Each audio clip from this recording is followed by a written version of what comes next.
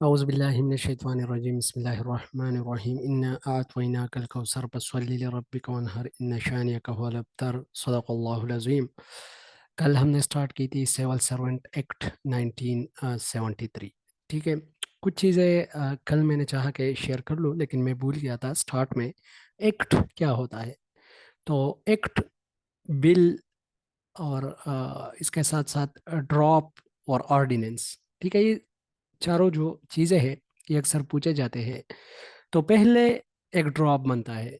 ठीक है, वही ड्रॉप जब पार्लियामेंट में पेश किया जाता है असेंबली में तो वो बिल बन जाता है, और जब वो बिल असेंबली से अप्रूव होके पास होता है तो उसको फिर हम एक्ट कहते हैं। ठीक है, और जो सदर की डायरेक्ट जो अल्फाज होते हैं या रिटर्न में होते हैं, या सदर जो डायरेक्ट मतलब बिल पेश करते हैं, तो वो फिर ऑर्डिनेंस होते हैं। तो ये जो है अच्छा, सदर की जो ऑर्डिनेंस होती है तो ऑर्डिनेंस 120 डेज के लिए होता है। मैक्सिमम इसका जो ड्यूरेशन है वो 120 डेज तक हो सकता है। अगर पार्लियामेंट उसकी एक्सटेंशन करती है तो पार्लियामेंट फिर उसको जो है एक्सटेंशन दे सकता है। ठीक है, तो ये कुछ चीज़ें ऑर्डिनेंस, एक्ट और जो है बिल के बारे में मैंने आप लोग के साथ शेयर की। तो बिल जो होता है वो पास नहीं होता, वो असेंबली के अंदर होता है, और फिर जब पास होता है तो एक्ट बन जाता है। और जो सदर डायरेक्ट अपनी सिग्नेचर से करता है उनके साथ अथॉरिटी है। अथॉरिटी इसलिए दी गई है कि अक्सर ये जो इमरजेंसी सिचुएशन होते हैं, ये जिस तरह कोविड-19 में, या कोई और अगर इकोनॉमिक जो कुछ रिफॉर्म लाने हैं और उसके लिए कुछ पॉलिसीज ऐसी है जो कि ज़रूरी है, तो उसी वक्त चूंकि ये बिल पास करवाना एक तो मुश्किल होता है, क्योंकि आइडियाज़ का कंट्राडिक्शन है ये असेंबली से, और सेकंड उसमें टाइम भी लगता है, टाइम कंज्यूमिंग है। जिस तरह अभी ये जो आईएमएफ का टीम आया था, तो आईएमएफ के टीम ने जितने भी बिल्स थे उन्होंने ऑर्डिनेंस के जरिए वो सारे वो पास किए।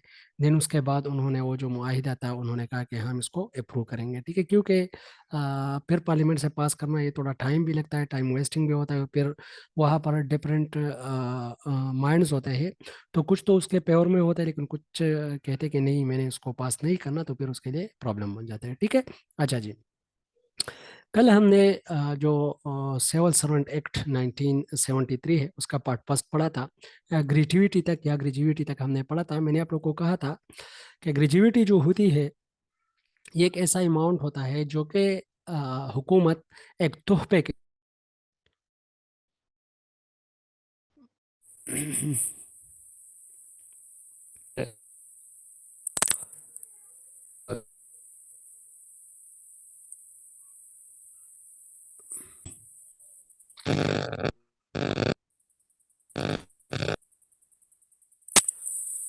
अच्छा जी, थोड़ा नेटवर्क का मसला है, सॉरी। तो इसलिए कभी कभी हो जाता है डिस्कनेक्ट। तो भी कनेक्टेड, स्टे कनेक्टेड।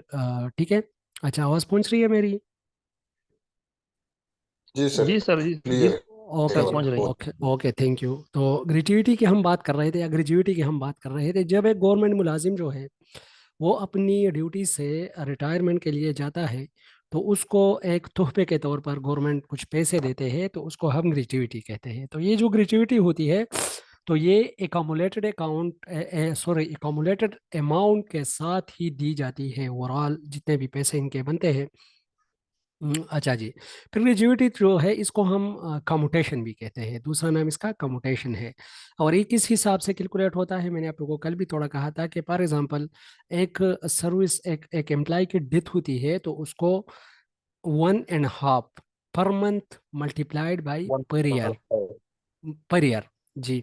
जिस तरह 1.5 बेसिक पे, जिस तरह फॉर एग्जांपल किसी की बेसिक पे अगर 30,000 है तो 30,000 और 15,000, तो ये 45,000 वगैरह, ये एंड डेथ केस में मैं बात कर रहा हूँ। लेकिन अगर डेथ का केस नहीं है, इसी तरह का एक जो है एम्प्लॉय जिंदा है और वो रिटायरमेंट लेना चाहता है, तो उनको जो ग्रेजुइटी मिलेगी तो वो पर बेसिक पे multiplied by per year.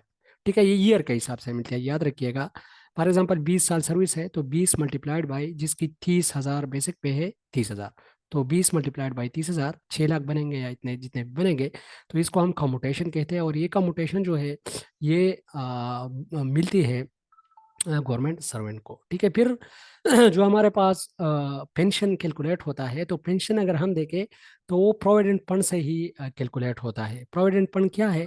Provident fund, provident कहते हैं basically timely preparation for future. जब हम टाइमली एक ऐसा प्लान बनाते हैं फ्यूचर के लिए, तो उसको हम प्रोविडेंट कहते हैं। ये इसका एक लफ्जी माना है इंग्लिश में। तो प्रोविडेंट फंड एक ऐसा फंड होता है कि जो कि गवर्नमेंट सर्वेंट के अकाउंट से कुछ पैसे काटे जाते हैं, और वही पैसे फिर मुख्तलिफ कंपनियों को दे के फिर उस पर वो बिजनेस करते हैं, और वो गवर्नमेंट को दे के फिर गवर्नमेंट हो ही उसमें अपना कंट्रीब्यूशन करती है। ठीक है, तो ये भी गवर्नमेंट के पैसे ही होते हैं। गवर्नमेंट अपने आप से कुछ, और कुछ एम्प्लॉय के अकाउंट से, सैलरी से, ये दोनों फिर मिला के लास्ट में इसका एक फार्मूला होता है, और उसी फार्मूले के तहत गवर्नमेंट इसको इसी एम्प्लॉय को देते हैं, किसी हिसाब से देते हैं। आजकल जो फार्मूला है अभी तक वो है 70:30। 70:30 का मतलब यही है कि जो 30% होगा वो इसी ही बंदे को, जो कि हमारे पास अभी जिंदा है या रिटायर हुआ है, तो उसको 30% मिलेगा। लेकिन ये जो 70% है, ये मिलेगा फिर उसके हायर्स को, इसके वरसा को। और इसके वरसा में जो फर्स्ट एलिजिबल होगी उसकी बीवी होगी या उसका शौहर होगा, ये दोनों हो सकता है। ठीक है, विडो और विडोअर। ठीक है, फिर उसके बाद इसके जो है वालिदैन हो सकते हैं, फिर बेटे हो सकते हैं, बेटी हो सकती है। लेकिन बेटे और बेटी उन केस में हो सकता है जिसकी एज जो है, जिसकी एज, अच्छा जी सॉरी, बेटा और बेटी उस केस में हो सकते हैं कि जिसकी शादी नहीं हुई हुई हो, फर्स्ट तो ये है।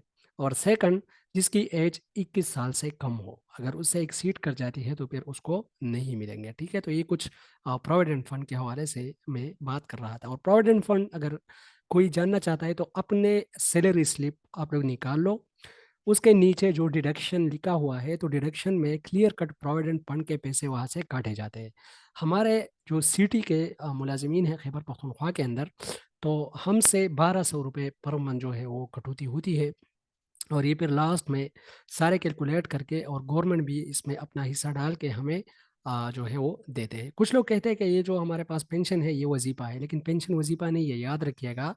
पेंशन वजीफ़ा नहीं है, ये जो पेंशन है यही गवर्नमेंट एम्प्लॉय के अकाउंट से ही पैसे काटे जाते हैं, और उसके साथ कुछ पैसे गवर्नमेंट भी देता है, और फिर वो दे देता है एम्प्लॉय को at the time of retirement. अभी जो कंट्रीब्यूटरी पेंशन की बातें हो रही है, तो उसमें ये चीज़ की गई है कि पेंशन तो मिलेगा हर एक बंदे को, वो तो कोई बात नहीं है, लेकिन उसमें उसको contributory pension, contributory provident fund का नाम दिया गया है उसको, CP fund, contributory provident fund. तो उसमें इस तरह है कि जो पैसे 10% फ्रॉम द बेसिक पे, 10% फ्रॉम द बेसिक पे जो है एम्प्लॉय के अकाउंट से काटे जाएंगे, और 10% जो है वो हो, सॉरी 20% जो है वो गवर्नमेंट ही उसमें देगी। लेकिन वो गवर्नमेंट नहीं देगी, वो एएमसीज, इन्होंने एक नया कॉन्सेप्ट जो है क्रिएट किया है। AMCs mean asset management companies. Asset management companies वो कंपनीज होती है जो कि बड़ी बड़ी कंपनियां हैं, और जो इस पे बिजनेसेस करते हैं, उनको ये पैसे दिए जाएंगे। और वही पैसे, वही लोग जो है उन पे मुनाफा लगा के बैंकों के जरिए इन मुलाजिमीन को ईयरली बेसिस पे, मतलब साल के बाद उनको देंगे।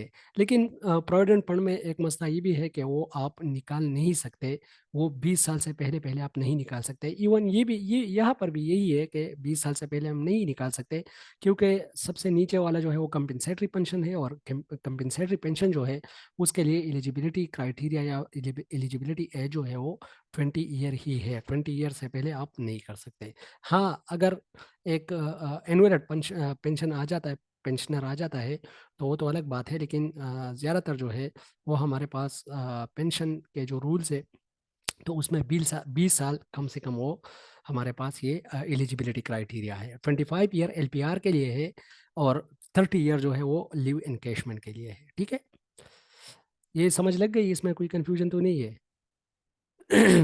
यहाँ तक किसी को कोई कंफ्यूजन हो तो आप लोग क्वेश्चन पूछ सकते हैं। अच्छा, कल सिराज साहब, जी जी, ओके सर, सर क्लियर है सर।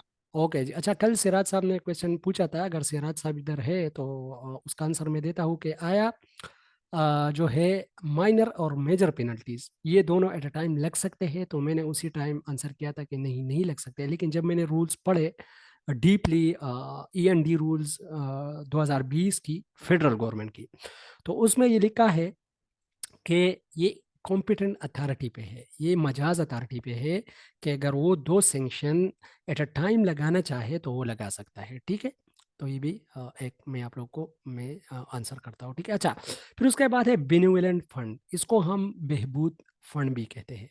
तो बहबूद फंड और बेनिवोलेंट फंड जो है ये भी रनिंग बेसिक पे का 3% जो है वो काटा जाता है हर एक एम्प्लॉय से। रनिंग बेसिक पे 3% is deducted from each employee as benevolent fund.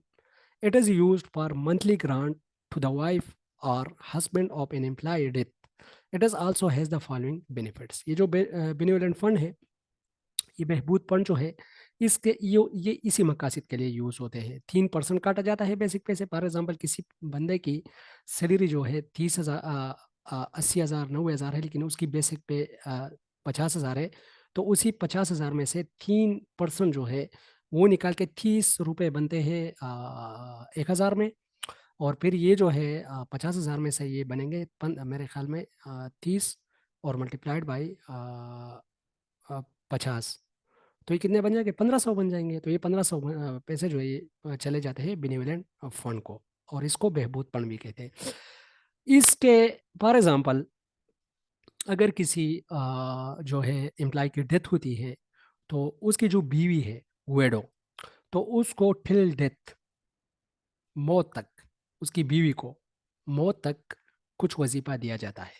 ठीक है, या अगर किसी की बीवी जो है वो एम्प्लाई है और शौहर जो है वो एम्प्लाई नहीं है, तो उसके शौहर को फिर जो है मंथली ग्रांट टिल डेथ मिल जाता है।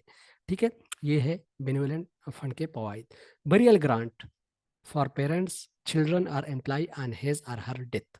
अगर खुदा न खास्ता कोई एम्प्लॉय जो है उसकी डेथ हो जाती है एंड सर्विस, तो उसको जो कपन दपन के पैसे हैं, तो वो भी इसको हम बरियल ग्रांट कहते हैं, वो भी उसको मिलते हैं। फिर थर्ड पे आता है मैरिज ग्रांट फॉर डॉटर और सन। किसी भी गवर्नमेंट एम्प्लॉय के बेटे या बेटी के लिए पहले 60,000 रुपये दिए जाते थे, अभी पता नहीं क्यों इंक्रीज हो गए कि नहीं, लेकिन 60,000 रुपये फिक्स अमाउंट जो है वो मैरिज ग्रांट के लिए भी ये दिए जाते हैं।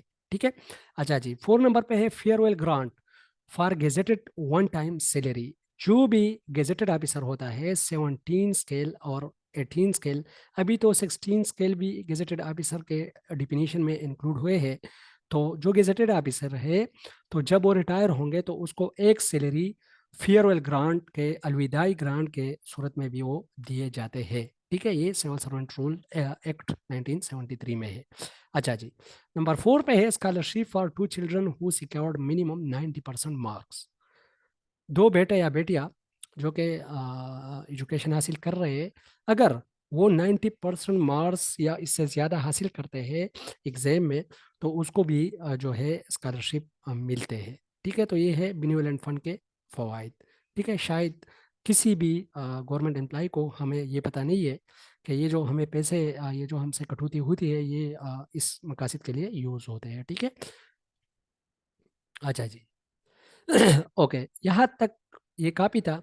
अभी हम पढ़ते हैं the Khyber Pakhtunkhwa government servant conduct rules 1987 and the Punjab government services servant conduct rules 1966। ठीक है, पंजाब में ये 1966 में ये कंडक्ट रूल्स थे, जबकि खैबर पख्तूनख्वा में ये 1987 को जो है ये पास किए गए हैं। इसके अंदर बहुत ज़्यादा बातें हैं, लेकिन मैं आप लोगों को जस्ट वही बातें शेयर कर रहा हूँ जो कि इंटरव्यू के हवाले से इम्पोर्टेंट है, और जो कि आप लोगों की जॉब के हवाले से भी इम्पॉर्टेंट है कि इस चीज़ों से आप लोगों ने बच के रहना है, जिसको हम तोशाखाना कहते हैं।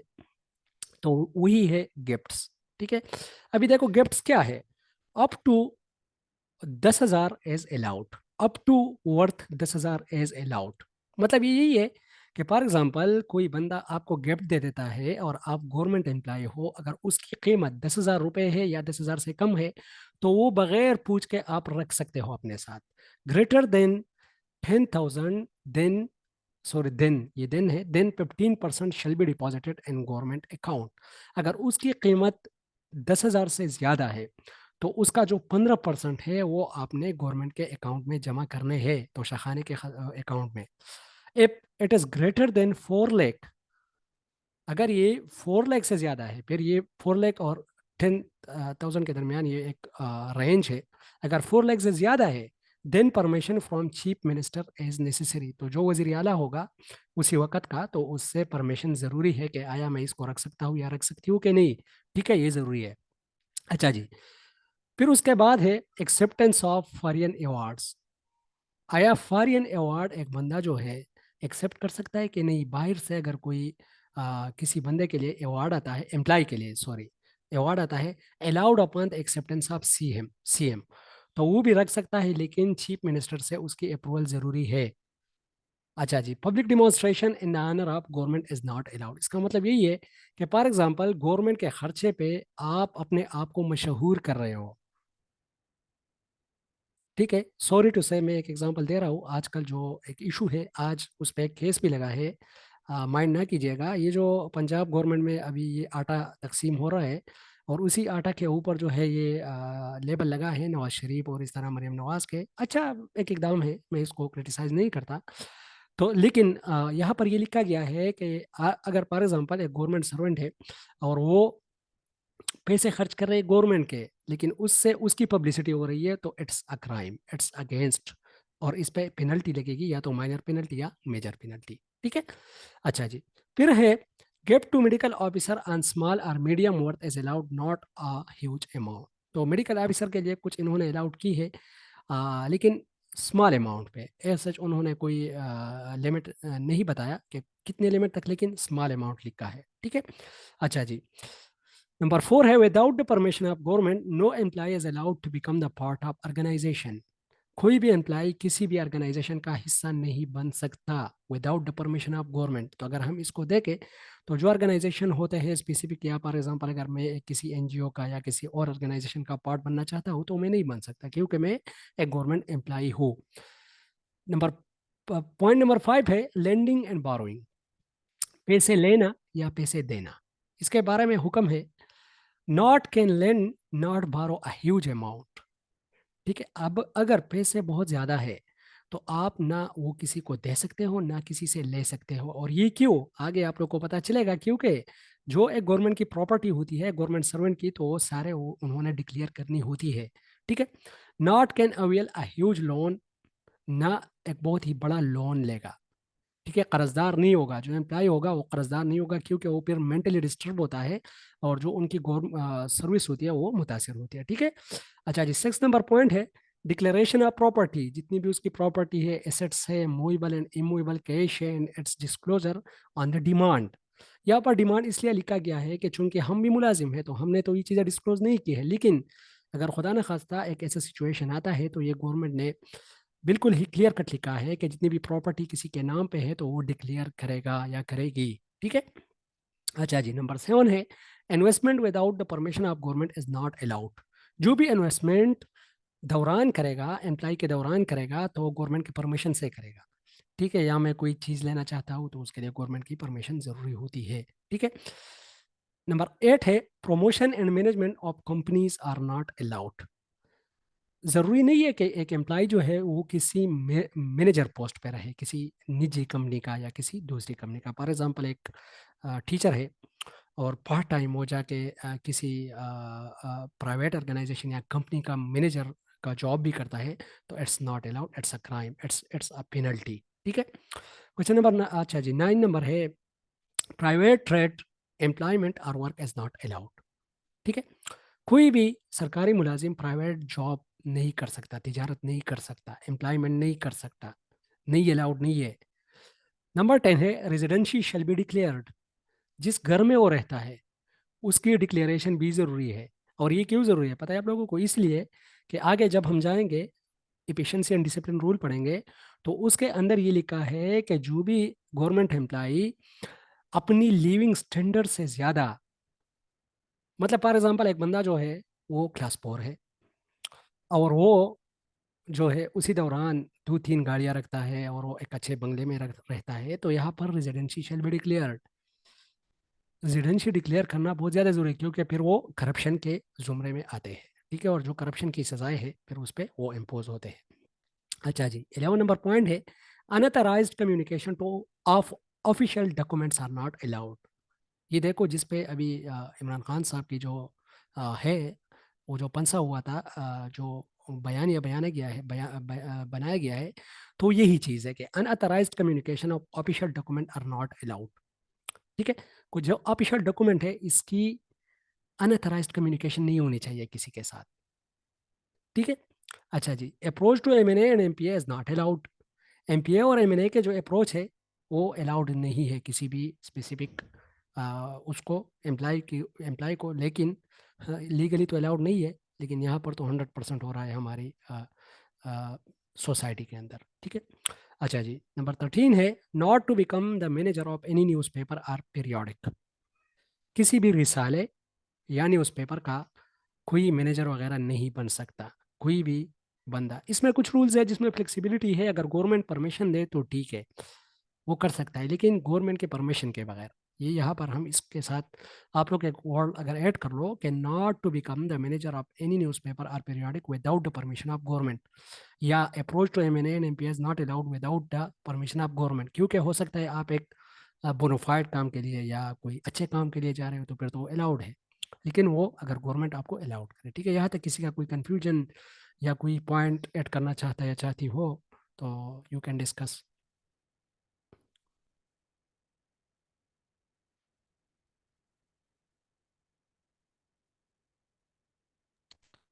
Okay sir.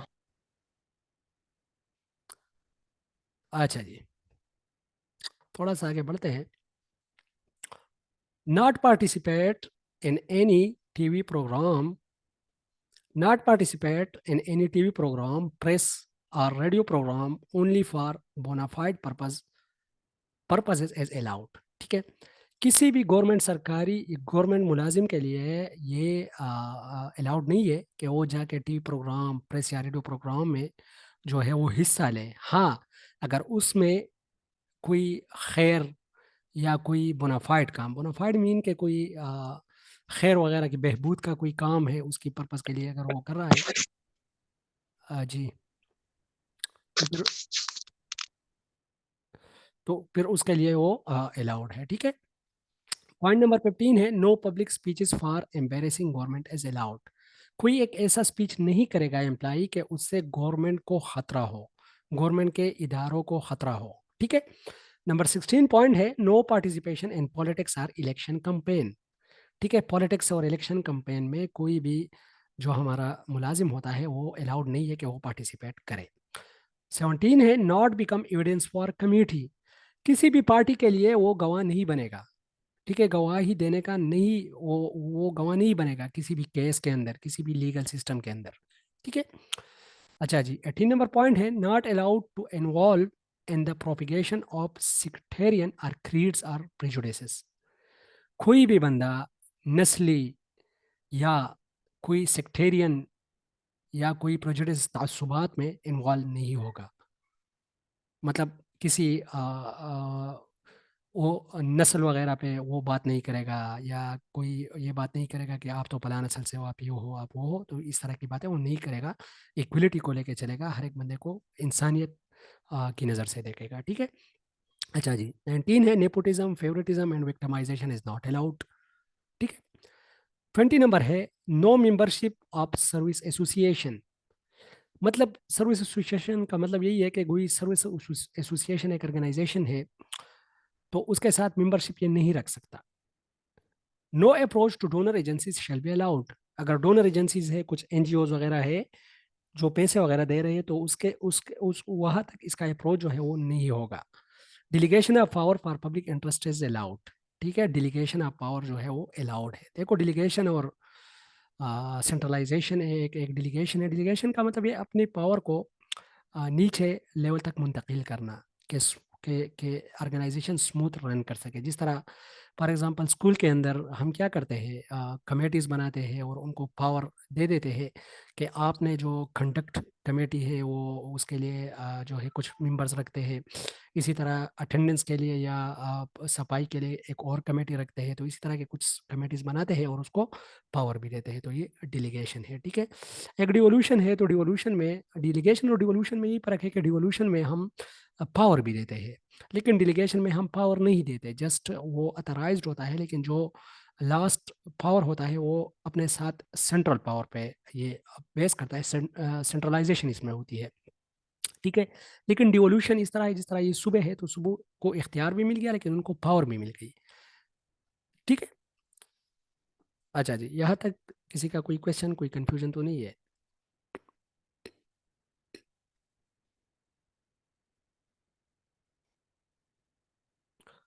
ओके जी, थोड़ा सा आगे जाते हैं। अच्छा जी, ये शॉर्ट सी समरी, ये तो एट अ सेल्फ, ये जो हमारे पास efficiency and discipline rules KP 2011 या efficiency and discipline rules federal के अभी बने हैं 2020 में, तो वो बड़े मज़े की है। अगर कोई रीड करना चाहता हो या चाहती हो तो आप लोग उसको डाउनलोड कर, क्योंकि ये चीज़ें सारे सेम ही है, ऐसे जिसमें इतना डिफरेंस नहीं होता। लेकिन जस्ट कुछ KPK के लिए, कुछ पंजाब के लिए है, ठीक है। ऐसे इतना ज़्यादा इसमें डिफरेंस नहीं होता।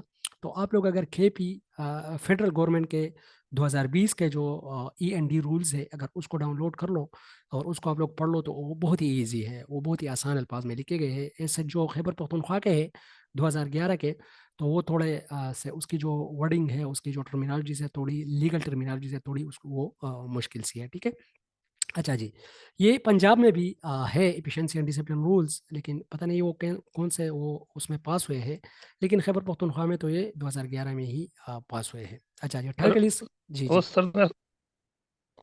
सर मेरे ख्याल में सर वो 2006 की है, 2006 में अच्छा अच्छा, ई ठीक है। एन डी रूल जो है पंजाब ओ में। ओके जी, थैंक यू। लेकिन सारे तकरीबन सेम ही चीज़ है, ऐसे जिसमें इतना मसला नहीं होता। तो आप लोग अपने आप को कंफ्यूज ना करो कि ये तो पंजाब के है, ये तो खैबर पख्तूनख्वा के। आप लोग पढ़ लो इसको तो आप लोग को पता चलेगा कि सारी चीज़ें इसमें तकरीबन सेम ही है। माइन्यूट सा डिफरेंस होता है, वो ऐसे जितना मैटर नहीं करता। और ना जो है आपको इंटरव्यू के अंदर इस तरह के डीप क्वेश्चन जो है वो पूछे जा सकते हैं कि जो कि बिल्कुल ही कि फॉर एग्जांपल आप लोगों से ऐसा क्वेश्चन पूछा जाए कि पंजाब और खैबर पख्तूनख्वा के END रूल्स में क्या डिफरेंस है, तो फिर ये तो जाहिर बात है मुश्किल होगा ना, ठीक है। तो इस तरह के क्वेश्चन इंशाल्लाह नहीं पूछे जाएंगे। अच्छा जी, टाइटल इसका है Khyber Pakhtunkhwa government servant efficiency and discipline rules 2011, ठीक है। अच्छा, थोड़ा सा मैं ब्राइटनेस को कम कर लूँ, ये बहुत ही ज़्यादा हो गया। अच्छा जी, डिफिनीशन इसके अंदर कुछ है। एक्यूज्ड वो बंदा होगा जो कि एक पेनल्टी करता है, जिसके ऊपर पेनल्टी इम्पोज होता है। A person against which action is initiated against these rules, ठीक है। अपीलेट अथॉरिटी क्या होगी? Authority next about the competent authority. देखो, इसमें दो अथॉरिटीज होती है, एक अपीलेंट अथॉरिटी है और एक कॉम्पिटेंट अथॉरिटी है। तो कॉम्पिटेंट अथॉरिटी वो होती है जो कि फॉर एग्जांपल हमारे हमारी जो अथॉरिटी है वो DO ऑफिस जो है वो हमारी कॉम्पिटेंट अथॉरिटी है, ठीक है। फिर इसके बाद जो है जो अपॉइंटिंग अथॉरिटी होती है तो वही हमारी कॉम्पिटेंट अथॉरिटी होती है। लेकिन उससे नेक्स्ट लेवल की जो अथॉरिटी है उसको हम अथॉरिटी कहते हैं, ठीक है। उसको हम अपीलेट अथॉरिटी कहते हैं। स्केल वाइज ये मैं बात कर रहा हूँ। फॉर एग्जांपल किसी का स्केल 16 है और वो DO ऑफिस के अंदर आता है, तो जो उसकी कॉम्पिटेंट अथॉरिटी है वो DO है, लेकिन DO के ऊपर की जो अथॉरिटी है फिर वो अपीलेंट अथॉरिटी है, ठीक है। अच्छा, कॉम्पिटेंट अथॉरिटी कौन है? For a case where inquiry is initiated against two employees. So अच्छा, कॉम्पिटेंट अथॉरिटी हो तो मैंने आप लोग को बताया कि ये वही होगी जो कि स्केल में आपसे ज्यादा होगा, और जो कि अपॉइंटिंग अथॉरिटी जो होती है वही हमारी कॉम्पिटेंट अथॉरिटी होती है। जाहिर बात है, बस एज ए सिंपल। अभी कॉम्पिटेंट अथॉरिटी में अगर एक केस ऐसा आता है कि दो ऐसे एम्प्लॉइज है कि जिसकी इंक्वायरी हो रही है एट अ टाइम, इसके अंदर है कि दो मुलाजिमीन की एट अ टाइम इंक्वायरी हो सकती है। तो अभी अगर उसकी इंक्वायरी एंड प्रोग्रेस है तो उसके लिए कॉम्पिटेंट अथॉरिटी कौन होगी? तो जो सीनियर होगा, तो उससे जो सीनियर होगा तो वही उसकी कॉम्पिटेंट अथॉरिटी कंसिडर की जाएगी। फॉर एग्जांपल दो बंदे हैं, एक 15 स्केल का है, एक 16 स्केल का है, दोनों की इंक्वायरी जारी है। तो 16 स्केल के ऊपर जो 17 स्केल या इससे जो ऊपर होगा तो वही इसकी कॉम्पिटेंट अथॉरिटी बन सकती है, न कि 16 स्केल का बंदा है और उसकी कॉम्पिटेंट अथॉरिटी 16 स्केल वाला हो, ये इसमें अलाउड नहीं है। ठीक है। अच्छा, इसमें जो मोस्ट इंपॉर्टेंट चीज़ है वो यही है कि करप्शन क्या है, इनएफिशिएंसी क्या है और मिसकंडक्ट क्या है। क्योंकि ये तीन चीज़ें जो है it's become the cause of the penalty. और पेनल्टी हमने कल डिफाइन किया था कि it's a punishment imposed upon an employee on the violation of the code of conduct or inefficiency as on or misconduct। तो कोड ऑफ कंडक्ट हमने पढ़ा 1987 का। अभी करप्शन क्या है? एक्सेप्टिंग और ऑब्टेनिंग और ऑफरिंग, एक्सेप्टिंग और ऑब्टेनिंग और offering any gratification or valuable thing directly or indirectly other than legal remuneration as a reward for doing any official act। कोई भी चीज जो आपको तनख्वाह के अलावा मिले किसी काम करने को, किसी काम करने के लिए, तो वो करप्शन के जुमरे में आएंगे। फॉर एग्जांपल, हम किसी ऑफिस जाते हैं, वहां पर क्लर्क को 1000 रुपए देते हैं कि आपने जस्ट ये काम करना है, वैसे भी मेरे तो लगेंगे, लेकिन क्यों ना आप खुद के शॉर्टकट में ये काम हो जाए, तो ये करप्शन के जुमरे में आते हैं। कोई भी काम जो रिन्यूमरेशन से अलग हो, रिन्यूमरेशन मीन वही मुआवजा जो आपको गवर्नमेंट देता है, उससे अलग जो भी 1 रुपया भी होगा तो वो करप्शन के जुमरे में आएगा। First, miss using government property और रिसोर्सेज। अगर गवर्नमेंट का कागज आप यूज कर रहे हो, गवर्नमेंट का प्रिंटर आप यूज कर रहे हो, गवर्नमेंट की सही आप बॉल पॉइंट भी यूज कर रहे हो, तो वो करप्शन के जुमरे में आएगा। प्ली बार्गेन, प्ली बार्गेन इस तरह होता है, फॉर एग्जाम्पल एक बंदे की इंक्वायरी है और उसके खिलाफ इंक्वायरी ये है कि इन्होंने 10,000 या 15,000 की कुछ मतलब लॉस किया है। तो अभी पेनल्टी में मैंने आप लोगों को पढ़ाया था कि फाइनेंशियल रिकवरी भी हो सकती है। तो गवर्नमेंट कहता है या अदालत कहता है कि जस्ट इनसे वही पैसे ले लो जो पैसे इनको, मतलब इससे जो रिकवरी हो सकती है वही पैसे ले लो और इनको फारिग कर लो, बस इंक्वायरी की तरफ जाना ही नहीं है। इसको प्ली बार्गिन। और इसका फायदा क्या है, ये गवर्नमेंट ने खुद ही इंट्रोड्यूस किया है। इसका फायदा ये है कि गवर्नमेंट फॉर एग्जांपल जो जेल है हमारे, तो जेल में भी जाहिर बात है एक बंदा जो रहता है तो वहाँ पर उनके लिए जो है खुराक का बंदोबस्त किया जाता है, फिर उनके लिए जो जो है कुछ इमरजेंसी या हेल्थ के लिए भी कुछ सहूलियातों पर हम करते हैं, तो उस पर भी खर्चा आता है। तो इसीलिए गवर्नमेंट ने ये एक शॉर्टकट इख्तियार किया कि फॉर एग्जाम्पल एक बंदा अगर इकोनॉमिक वो दे देता है on the permission of the competent authority, तो बस उसको फारिग कर लो, उसको जेल तक, उसको इंक्वायरी की तरफ भी ना ले जाओ, बस उसको वही सही फारिग कर लो। ठीक है। तो ये हमारे पास प्ली बार्गेन।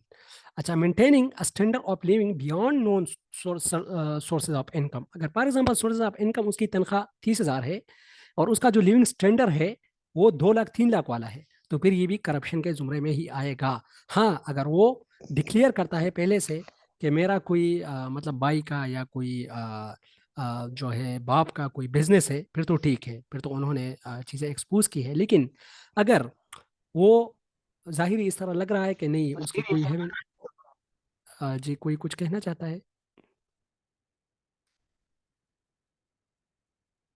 अच्छा जी। तो अगर उसका लिविंग स्टैंडर्ड उसकी इनकम से बेहतर है तो इट मीन कि कुछ दाल में कुछ काला काला है, तो वो करप्शन के जुमरे में आएगा। फिर जो है having reputation of being corrupt. अगर गांव में वो करप्ट के नाम से जाना जाता है और सारे लोग उसको करप्ट कहते हैं, तो उसकी भी इंक्वायरी होगी, हो सकता है वो करप्ट हो। ठीक है। तो ये करप्शन के जुमरे में आएंगे। अच्छा, इनएफिशिएंसी क्या है?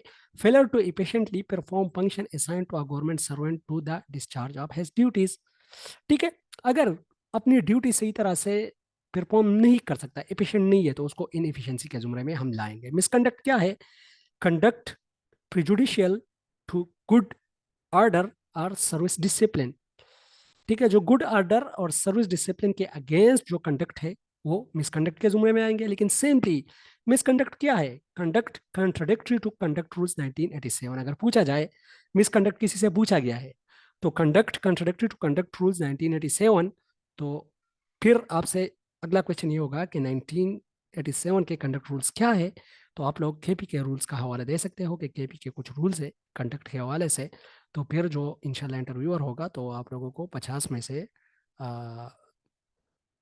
200 नंबर देगा। अच्छा सर, एलपीआर, किसी ने, हादिया साहिबा ने कहा है कि एलपीआर एंड लीव एनकेशमेंट की एज का बता दे। अच्छा जी, एलपीआर जो होता है, एलपीआर के लिए एलिजिबिलिटी जो है, एज है, वो 25 साल है। 25 साल को हम वॉलंटरी पेंशन भी कहते हैं, वॉलंटरी रिटायरमेंट भी कहते हैं। अगर 25 साल तक एक बंदा पहुंच जाता है तो 25 साल के बाद वो एलपीआर के लिए एलिजिबल होता है या होती है, ठीक है। लेकिन उसको नुकसान पहुंचेगा वहां पर, क्योंकि जाहिर बात है 30 साल और 25 साल के दरमियान 5 साल का गैप है। तो इसी 5 साल के अंदर जो बजट आते हैं हर एक साल, तो उसमें अक्सर इंक्रीज होती है और इंक्रीमेंट भी लगते हैं हर साल। तो बेसिक पे इंक्रीज होती है और पेंशन जो होते हैं उसकी सारी कैलकुलेशन बेसिक पे के बेस पे होती है। तो दैट्स वाई गवर्नमेंट ने ये एक शॉर्टकट एलपीआर का कंसेप्ट दिया है कि आप 25 साल के बाद या 55 साल के बाद, 25-55 ये दोनों है, ठीक है। इसके बाद आप जा सकते हो या जा सकती हो, ठीक है। लेकिन एलपीआर में इस तरह होता है कि आपको बेसिक पे प्लस कुछ स्पेसिफिक, जिस तरह मेडिकल अलाउंस हो गया या एक दो अनअट्रैक्टिव एरिया अलाउंस हमारे एरिया में है, तो ये 2-3 अलाउंस जो है वो भी दिए जाते हैं। लेकिन लीव एनकैशमेंट में आपको कोई भी अलाउंस नहीं दिया जाता, जस्ट बेसिक पे होता है, लेकिन वो 30 ईयर का होता है। तो जाहिर बात है 30 ईयर मतलब 5 ईयर का गैप आ गया 25 से 30 तक। 5 × 12 तो ये 60 बन गए, 60 महीने मल्टीप्लाइड बाई आपका बेसिक पे, तो ये तो तकरीबन बहुत ज़्यादा अमाउंट बनती है। दैट्स वाई ये लीव एनकैशमेंट जो है इसमें और जो एलपीआर है इसमें यही डिफरेंस है, ठीक है। समझ लग गई हादिया साहिबा? ओके जी, उम्मीद है आपको समझ लग गई होंगी। तो मिसकंडक्ट जो होगा, conduct contradictory to conduct rules 1987, ठीक है। अच्छा जी, इंक्वायरी कमेटी कौन है? इसमें दो बंदे होंगे और एक जो है कन्वीनर होगा, ठीक है। ये कौन डिसाइड करेगा? इंक्वायरी कमेटी, ये कॉम्पिटेंट अथॉरिटी ही डिसाइड करेगा। Ground for proceeding, any patient guilty of misconduct, ये कल हमने पढ़ा था। Any patient guilty of misconduct, guilty of corruption, guilty of habitually absenteeism, without approval, engaged in subversive behaviour, enter to plea bargain, इसी सूरत में inquiry हो सकती है किसी बंदे की। Minor penalties, censure with holding promotion और increment not exceed to 3 years, financial recovery, यही कल हमने पढ़े थे 1973 के रूल्स में। मेजर पेनल्टीज इसमें क्या है? Reduction to a lower post और pay stage for a maximum of 5 years, ठीक है। Compulsory retirement, removal from service, dismissal from service, ठीक है। अच्छा जी, इनिशिएशन ऑफ प्रोसीडिंग, तो टाइम बहुत ज़्यादा कम है, ये थोड़ा सा इंपॉर्टेंट है इनिशिएशन ऑफ प्रोसीडिंग, तो इसको हम इंशाल्लाह कल पढ़ेंगे। किसी का कोई क्वेश्चन हो तो यू कैन आस्क जी।